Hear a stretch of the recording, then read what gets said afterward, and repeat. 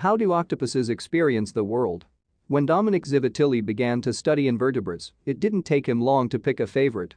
As he peered into the tanks of jellyfish, snails, crabs and their many spineless cousins, one organism seemed to be of a different class. "I got the feeling that one of them was studying me back," he says. Over the next few years he learned much about the octopus.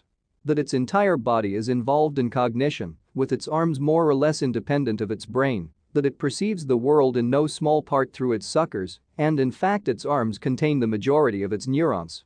These days he investigates the perplexing interaction between brain and arms.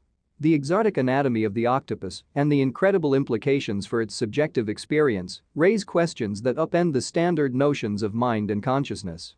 But what first captivated Zivitilli, now a graduate student at the University of Washington, was the sense that when he looked at an octopus, he was, in some profound way, face to face with an equal. His fellow researchers know the feeling well. At first glance, this cephalopod, with its irregular, flowy movements and amorphous form, seems about as far from human as imaginable. Watch one for a moment, though, and beneath the enigmatic appearance, you might recognize something uncannily familiar. "It seems so unintuitive to us," Zivitilli says. But then shines through their curiosity, their interest in activity, their memory, their personality, their moodiness.